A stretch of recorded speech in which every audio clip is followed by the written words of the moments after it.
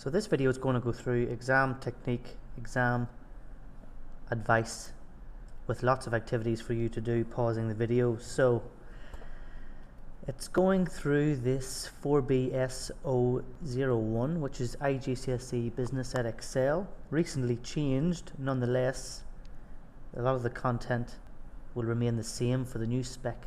So if you're revising different topics, there you can go back through past papers and check for marketing 2016, for instance, 2015 question 3. That's a bit helpful.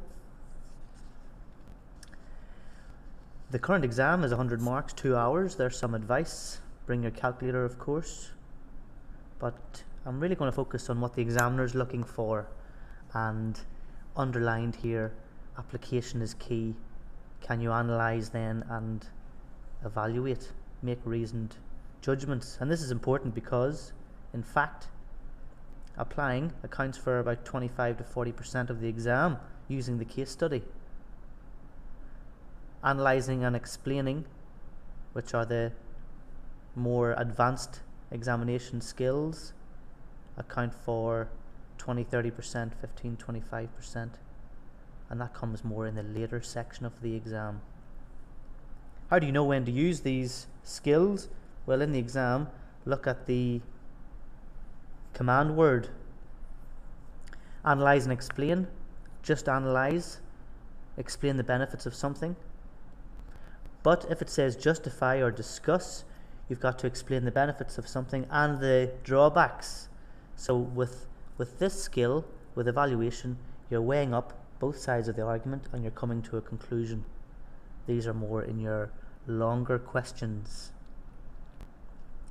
So with your longer questions, there's no real need to give definitions. Just get straight into analysing, evaluating. There's some more advice on the current exam structure.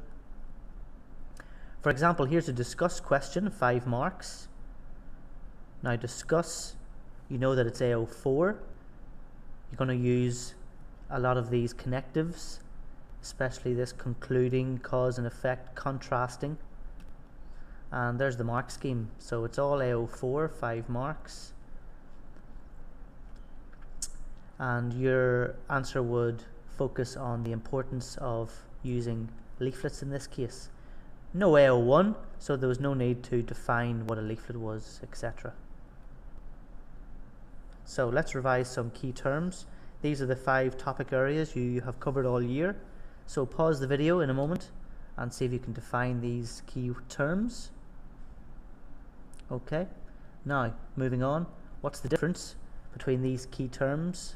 Pause the video for a moment, go into your textbook, make sure you know the difference between gross and net profit, above the line, below the line, etc. Pause the video. Okay, moving on. Exam question, can you match up these key terms to their definitions? Pause the video and then I'll show you the answer. Okay, there's your answer there. Now, finance is a topic that students struggle with, so I want to spend a few moments on that. Now here, these are 2 formula that you must memorize. They're not going to be in the exam, so make sure, pause the video now. Can you write these 2 formulas down? Okay. Now in the exam, you're going to get a lot of these ratios in the front cover. Now the top section are all profitability ratios. Now essentially these are looking at what the profit levels are in the business. Gross profit, net profit are the 2 main ones. Make sure you know the difference between those. Gross profit takes away variable cost, cost of goods, whereas net profit takes away overheads, which is fixed cost. So in fact, net profit is profit after you've minused variable cost and fixed cost. Now times 100, so these ratios will give you a percentage figure. Now obviously the higher the numbers, the better. Return on capital employed, if you have to calculate that, make sure you know how to calculate net capital employed, which is the money invested in the business, which is at the bottom of your balance sheet, and that includes capital invested, profit reserved, etc. The second half of this ratio sheet is your liquidity ratios. There's only two, current and acid test ratios. These are looking at cash flow in the business, your working capital. Do you have enough cash to pay for day-to-day expenses? Now when you divide, for instance, current ratio, when you divide current assets by current liabilities, you might get 1.5. Now the way that ratio is written, it's 1.5 to 1. That means you have 1.5 current assets to every 1 liability. That's a reasonably good working capital position. 2 to 1 is even better. However, with acid test, 1 to 1 is the best. Now why is this? It just means your cash is being very efficient. You have exactly enough cash to cover your short-term debts. If it was 3 to 1, 4 to 1, you actually have too much cash and you need to be being a bit more prudent, a bit more efficient with your cash. Have a go at the question here, working out a net profit. Pause the video, I'll show you the mark scheme. There's the mark scheme for that. Again, have a go at this one, working out net profit ratio for both years. And moving on, there's a current ratio question. Calculate for 2013, 2014, have a go. In your answer at 6 marks, you'd actually have to explain the relevance of your calculations, and don't forget to put the numbers in your answer. That's good application. There's connectives for explaining, and your answer would be 1.5 to 1 and 0.75 to 1, so it actually got better.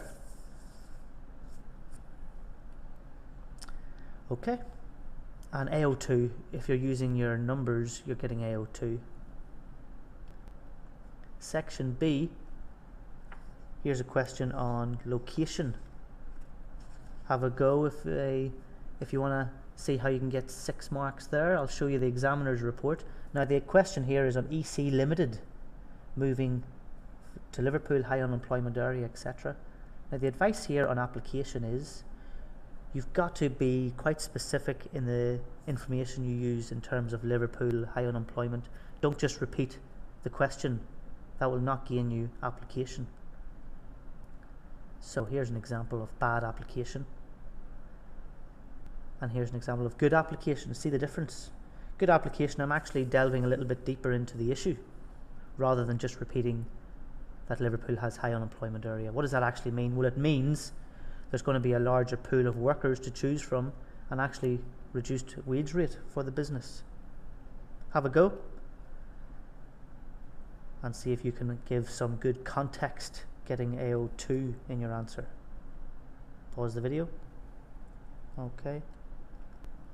There's some connectives you should be using all the time.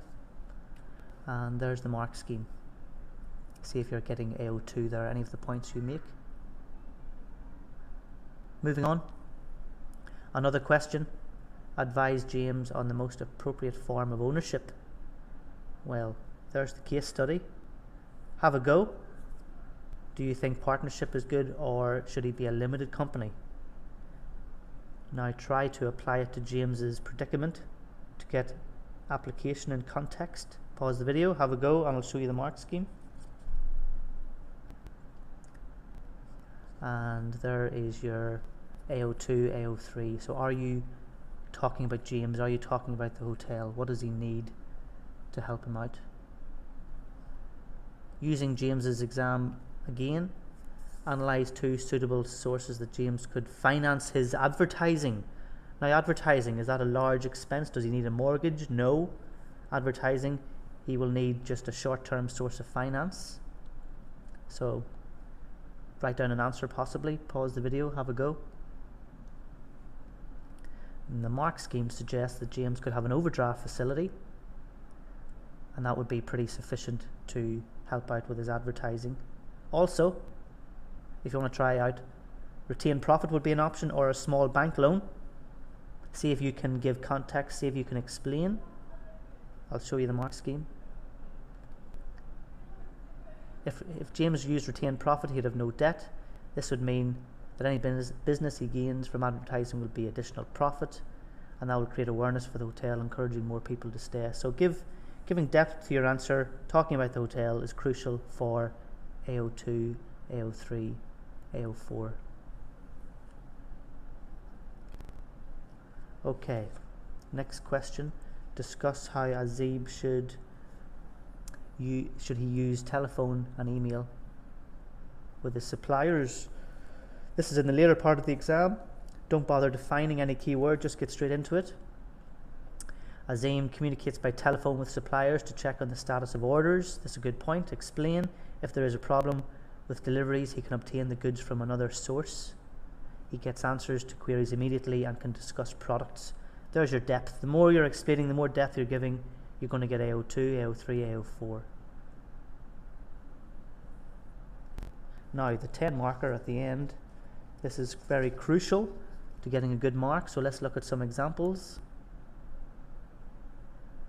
Here, covers up, make phones, want to motivate workers. Do you select option 1 and reject option 2? Now the plan for that would be choose option 1, make a point and apply it to covers up, explain some advantages. So the question was for financial, you're going to explain some advantages, makes people work harder. It's a very simple way of motivating people. So some advantages of that, and then your second paragraph, you choose option 2 and give disadvantages of that. Okay. Now, the structure of these questions is 2 paragraphs. Give me the advantages of why you chose option 1 and give me the disadvantages of why you didn't choose option 2, or switch it around. You're justifying one and you're rejecting the other. That's the key to what you're doing. Here, in-house training versus off-the-job training. Have a go, possibly. Pause. I'll show you the mark scheme in a moment. Now, there's lots of connectives you should be using. In-house training. No AO1, no need to define. In-house training. The method of training is cheaper. There's a good point. The staff would be trained in the ways of James's hotel, which means that they learn everything relevant to the hotel. There, perfect. That's going to get you AO2, AO3. And then you reject the other option. 5 marks for why you selected one option, 5 marks for why you rejected the other. Very simple. Good big chunky paragraph. You possibly want to have a page for each paragraph. Lots of depth. Have a go at this one. Do you do promotional pricing or competition pricing? 3 or 4 points that promotional pricing is best, 3 or 4 points that competition pricing is bad. Okay. Show you the mark scheme. There are some connectives. Promotional pricing. By selling the goods at a low price, this will encourage more people. This will therefore, giving you depth, be selling more goods and will therefore make a profit. So giving you depth in your answer. Now, some possible future 10 markers might be justify or reject limited or PLC, justify loan capital and reject share capital. Maybe you justify market orientation but reject product orientation. Those are possible 10 mark questions. Okay, reaching the end of the video. Remember these things, bring your calculator, lots of depth in your answers. The key thing really is apply to the case study throughout. If you're not doing that, you're going to drop grades. Okay, good luck.